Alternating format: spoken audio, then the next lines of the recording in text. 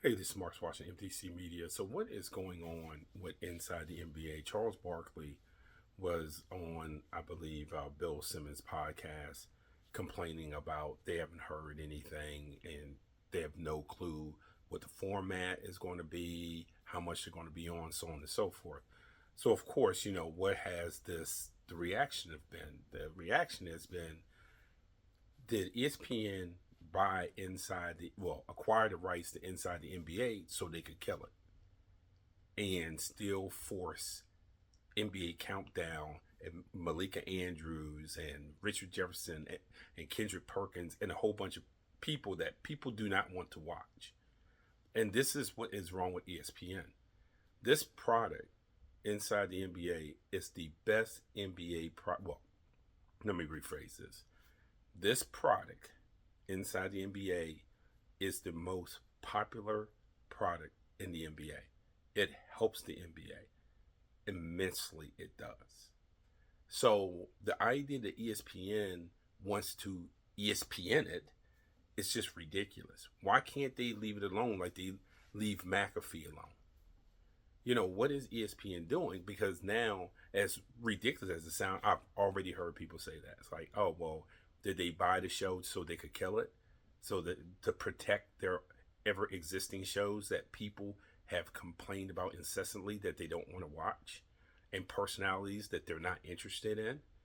And this isn't a man or a woman thing. It's not a black or white thing. It's not any of that stuff. NBA Countdown on ESPN is just an awful show. It's just terrible. The format's terrible. The personalities on there are terrible, and people don't want to watch it. I will say this: the WNBA Countdown is 1,000 times better than NBA Countdown on ESPN. The WNBA version on ESPN of their countdown is 1,000 times better than the NBA version. And then you get a gift inside the NBA, and you want to you're doing this because you're trying to figure out a way to protect the Stephen A. Smiths and the Malika Andrews. You acquire that because they have shown you that what they do is not sustainable. No one wants to see him on pregame, and you don't do a postgame. No one wants to see that. You might put a postgame wrap up in Sports Center, but you don't do a postgame show, which is what is inside the NBA was. It was a pregame show, it was a halftime programming, and then it was a postgame show. That's what your consumers want. That's what they want. That's what they want. They don't want Malika Andrews. They don't want Michael Wilbon. They don't want Stephen A. Smith. They don't want those people. They don't want to watch it. They don't want to watch it. And I wish that if ESPN was going to mess it up in this sort of way, then I wish they had just left it alone, and maybe Amazon or NBC or someone else could have bought it or acquired the rights to it. But I can understand why people think it's ridiculous as it may sound, and the internet's the internet. You're always going to have ridiculous things on the internet.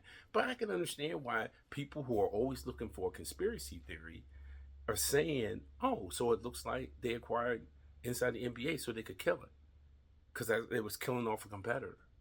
And by the way, a competitor that was trouncing them. This is Mark Washington, MTC Media.